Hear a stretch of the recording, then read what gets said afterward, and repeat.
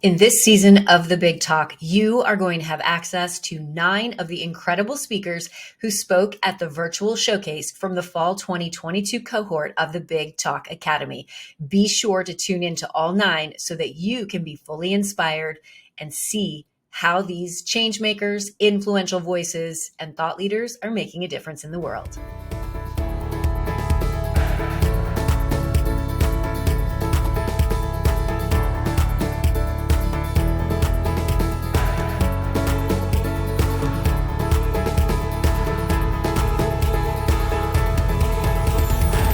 Cherryl Cooley is a literary creative and narrative expert whose work has appeared in Poetry and Essence magazines, the Lincoln Center, the Museum of Modern Art, and numerous anthologies and literary journals. A native North Carolinian, she lives, loves, and works from Woodbridge, Virginia, just south of Washington, D.C. Let's welcome to the stage Cherryl Cooley with Love After Oprah, How I Learned to Navigate Motherhood.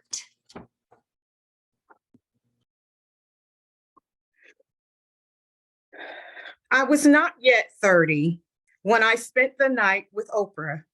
I was one of 4 women chosen for the Heart of a Woman book club, which took place at the home of the late Dr. Maya Angelou.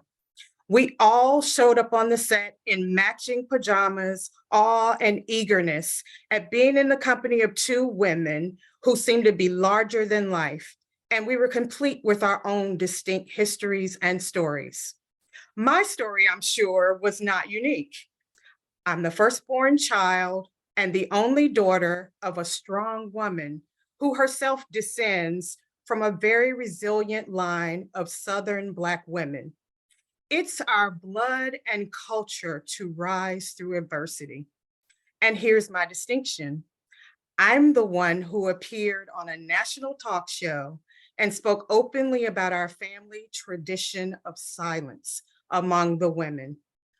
In my family, there's a blueprint for being strong, woman, powerful, and that blueprint is encoded in my DNA as silence.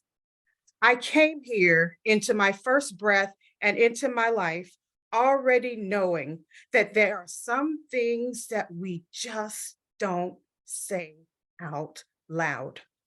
The first and most present of these things being the words, I love you.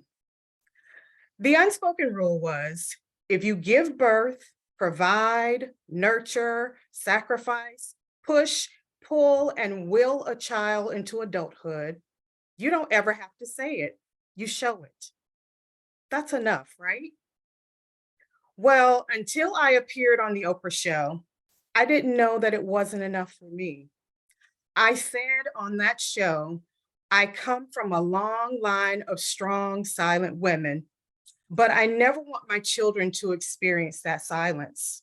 For example, I've never heard my mother say, I love you. But part of my words got edited out of that taping before it aired. The full statement, I never heard my mother say, I love you, but I know she does. It was the most important line I delivered in that moment. And the show's editors did not yet know the impact they would make leaving those words on the cutting room floor, the words my mother never got to hear. For the next 2 years, we didn't laugh, connect, or talk. She changed her phone number. I retaliated by changing mine. Every child's needs are different. And I was the one who needed the mother love actions she offered me for sure, but I also needed to hear the words in order to know it in my soul and bones. To be fair, my mother was building on a blueprint that was in place long before she was even born. It's as if the childbearing women in my bloodline mimic the habits of bottlenose dolphins. Scientists tailing a mom-baby duo at Six Flags Discovery Kingdom in Vallejo, California, discovered these dolphin moms begin whistling more often about 2 weeks before they give birth to teach the babies their signature whistles while they're still in the womb. Other research on human vocalizations suggests that human mothers have signature tunes too. I imagine that the absence of vocalization, the silence that is part of our legacy, is its own signature tune. It's an intuition about when and how to be seen, heard, felt, amplified, or fall completely silent. My mother, as my blueprint, gives me all the views for becoming a woman. Her DNA is part of my physiological structure. She is both the heavy and dotted lines that tell me how to construct myself as I interact with the world around me. My mother, your mother, all mothers give us a framework for living just by bearing us. But there are moments it all expands to be much more than that initial framework.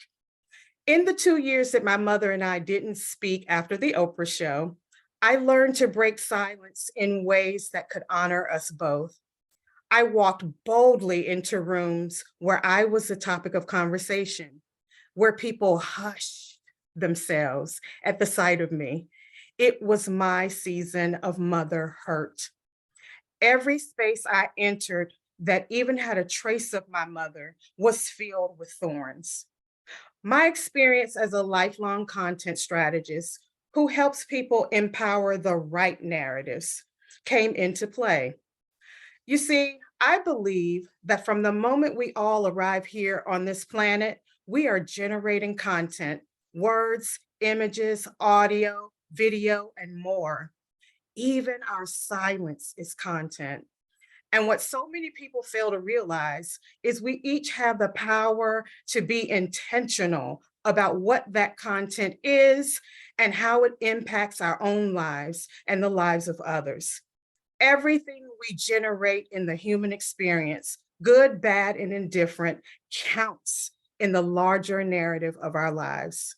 This gaping distance between me and my mother could be engaged and reversed to a higher power. As a daughter, I had a choice: stay stuck and in love with the wound of being estranged from my mother, or show up in a way that could point us both forward. I chose to move forward. I knew I had the capacity to be more expansive than what I could see in that blueprint and keep holding space for us both. After all, she too was a daughter and likely had been in the same position as me. The first thing I did was decided that I wanted to be in positive relationship with my mother, flaws and all. That became my why, pivotal and necessary for all the women in my family to see. We could choose to be mostly happy, which meant we would never be mostly perfect, but keep evolving. Next, I knew I had to tailor my own expectations. I prioritized what was important for us both over being right, over my own need to seek apologies that might not ever come. Finally, I took the serious question of a mentor to heart. What if your mother brought you here to be her counterintelligence? What if your role as a daughter is to quietly divert her away from all the things that don't matter? That was a powerful moment for me. I knew I could choose how to show up in any given situation with my mother, and that my intentions might inspire her to choose differently. The very idea of this is content strategy on steroids.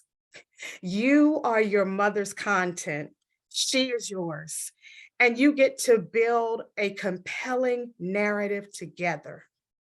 And more, your mother is your blueprint, but you are her roadmap. You are here to subtly yet firmly show her the way. It would be 5 years from that moment on the Oprah show before I actually would hear the words I'd waited for my entire life coming from my mother's mouth. We were on a phone call.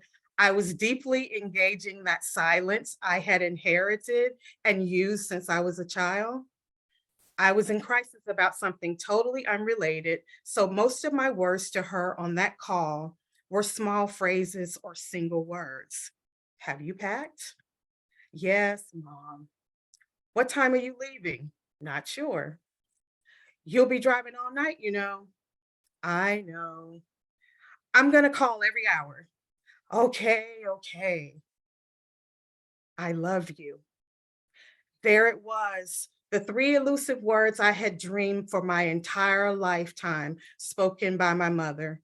Suddenly, I knew the way forward, knew that the sound of those words in my ear was a signature tune we'd sing forever, that somehow we were both significantly altered, and I uttered it back. I love you too, Mom.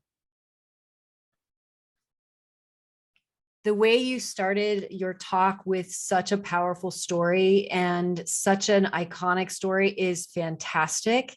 I would encourage you to add one little adjustment, which would be to describe what your pajamas looked like. When you talk about the silence in your home being in your DNA and that it was an unspoken, that you had the silence, but the love was shown. So many of us can relate to that and are completely satisfied by that, right?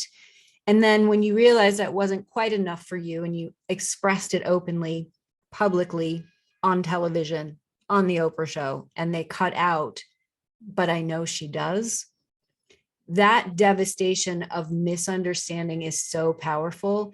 Give us a second to feel that. And it might even mean saying it more than once, but I know she does, right? That is something that we can all relate to. And I think giving that a little bit more weight will really serve this talk. I love that you are asking us to honor the blueprint as yours, which means you're telling us you might have a different blueprint. We all have different blueprints. So honor the blueprint that is yours, create the blueprint that is yours, and really honor that. And then when you bring in the dolphin story, I love that so much because the idea of these mammals in utero teaching them how to have their own signature way of communicating is so beautifully connected to this signature blueprint that we create in our homes. How your silence is in your signature tune. So the note that I wrote is, if I can translate it, it is when you talk about how the silence for your family and in your home was its own tune and it had its own signature, then we understand why the love that you had with your mother was so powerful. And then when you realized you wanted more, and there was that disconnect between the two of you for so many years, you went and started recreating your own signature and your own framework so that you could both live within this new framework that you were creating, which I love. Also, how you define motherhood was incredibly beautiful because all of us walk into a room and have our mother DNA. If we've been birthed, we walk into a room with our mother DNA.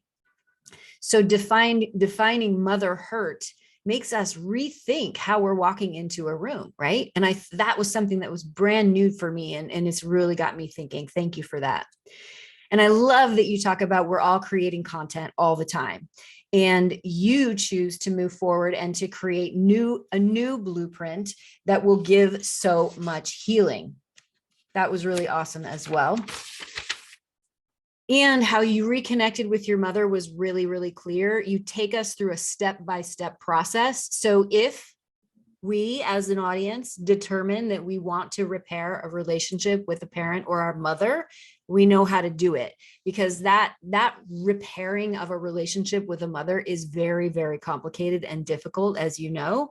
And so being able to tell us step by step how you did it gives us the hope that we could do it too. And then I love content strategy on steroids. I think that's amazing language. And then at the very end, when you actually have the conversation with your mom and you give those simple 1 to 3 word answers, which we've all done, and then you share with us after a conversation that's totally benign, and she says, I love you. It's so beautiful. And then you share that you started a duet. The two of you engaged in a song. And I would love for you to think about, that signature, that signature tune, something about the two of you engaging in a song for the first time that would become the song of your lives. That would be a much more expansive. I love the way you end with "I love you," but I think it might be fun for you to explore that moment a little bit more, because that's such a powerful culmination to this entire story. Amazing, amazing work. Thank you. You're so welcome. So proud of you. Thank you for tuning into the Big Talk. I would love to know what you thought of this incredible speaker. And if you have not yet subscribed, go ahead and subscribe and hit that notification bell so that you can get access to all of our upcoming episodes. And if you want to be on my big stage, go to thebigtalkacademy.com and give yourself an opportunity to also speak on the virtual showcase stage. Mwah. Big love, everybody.